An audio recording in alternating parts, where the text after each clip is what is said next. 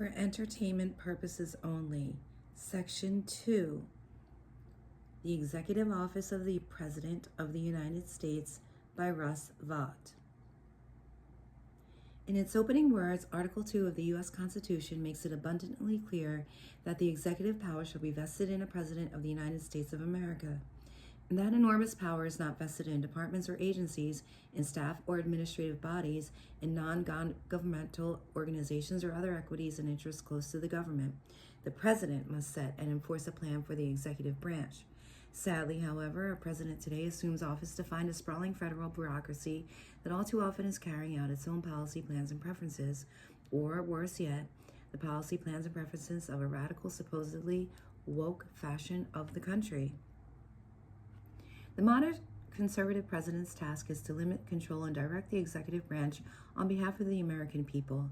This challenge is created and exacerbated by factors like Congress's decades-long tendency to delegate its lawmaking powers to agency bureaucracies, the pervasive notion of expert independence that protects so-called expert authorities from scrutiny, the presumed inability to hold career civil servants accountable for their performance, and the increasing reality that many agencies are not only too big and powerful, but also increasingly weaponized against the public, and a president who is elected by the people and empowered by the Constitution to govern. In Federalist Number 47, James Madison warned that the accumulation of all powers, legislative, executive, and judiciary, in the same hands, whether of one, a few, or many, and whether hereditary, self-appointed, or elective, may justly be pronounced the very definition of tyranny. Regrettably, that wise and cautionary note describes to a significant degree the modern executive branch, which, whether controlled by the bureaucracy or by the president, writes federal policy, enforces that policy, and often adjudicates whether that policy was properly drafted and enforced. The overall situation is constitutionally dire, unsustainably expensive, and in urgent need of repair. Nothing less than the survival of self-governance in America is at stake. The great challenge in confronting a conservative president is the existential need for aggressive use of the vast powers of the executive branch to return power, including power currently held by the executive branch, to the American people. Success in meeting that challenge will require a rare combination of boldness and self-denial. Boldness to bend or break the bureaucracy to the presidential will, and self-denial to use the bureaucratic machine to send power away from Washington and back to America's families, faith communities, local governments, and states. Fortunately, a president who is willing to lead will find in the Executive Office of the President, EOP, the levers necessary to reverse this trend and impose a sound direction for the nation on the federal bureaucracy. The effectiveness of those EOP levers depends on the fundamental premise that it is the president's agenda that should matter to the departments and agencies that operate under his constitutional authority, and that, as a general matter, it is the president's chosen advisors who have the best sense of the president's aims and intentions, both with respect to the policies he intends to enact and with respect to the interests that must be secured to govern successfully on behalf of the American people. This chapter focuses on key features of and recommendations for several of the EOP's important components. U.S. Office of Management and Budget, OMB. OMB assists the president in the execution of his policy agenda across the government by employing many statutory and executive procedural levels to bring the bureaucracy in line with all budgetary, regulatory, and management decisions. Properly understood, it is the president's air traffic control system with the ability and charge to ensure that all policy initiatives are flying in sync, and with the authority to let planes take off and, at times, ground planes that are flying off course.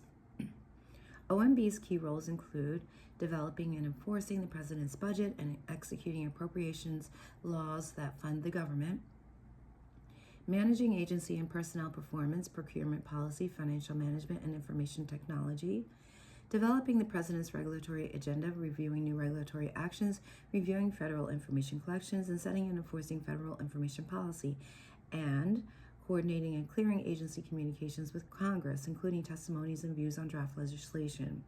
OMB cannot perform its role on behalf of the president effectively if it is not intimately involved in all aspects of the White House policy process and lacks knowledge of what the agencies are doing.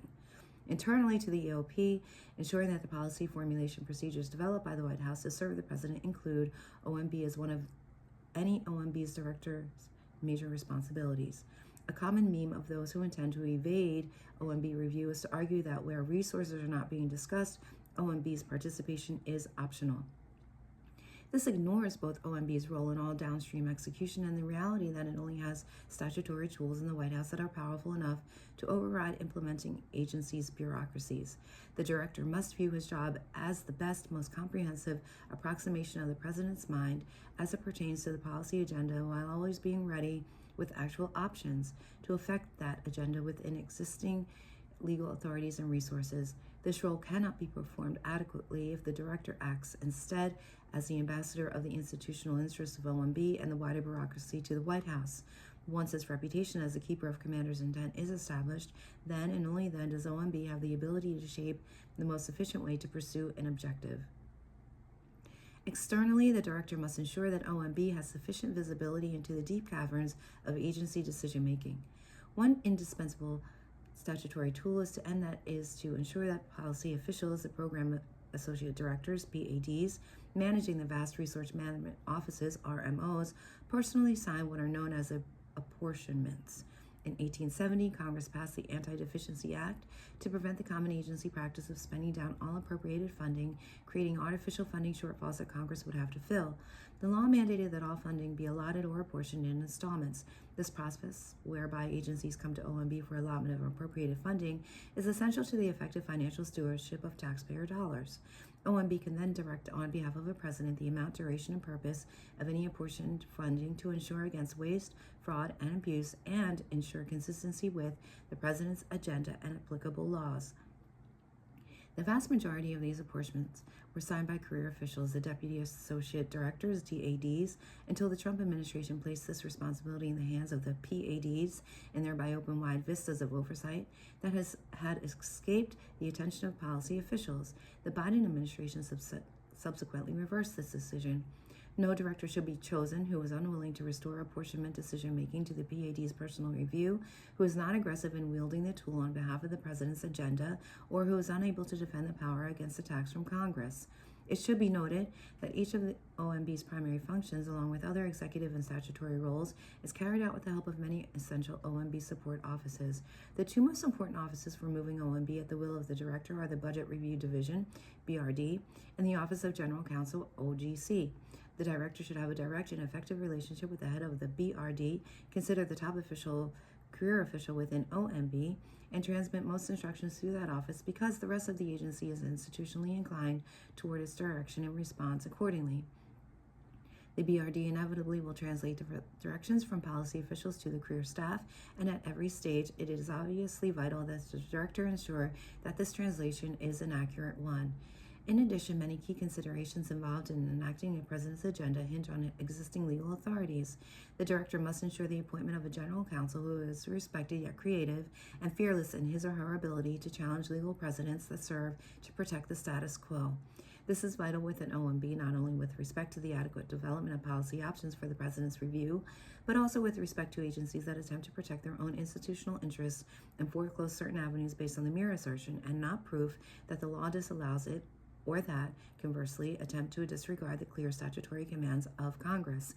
In general, the director should empower a strong deputy director with authority over the director, deputy for management, the PADs, and the Office of Information and Regulatory Affairs, OIRA, to work diligently to break down barriers within OMB and not allow turf disputes or lack of visibility to undermine the agency's principal budget, management, and regulatory functions.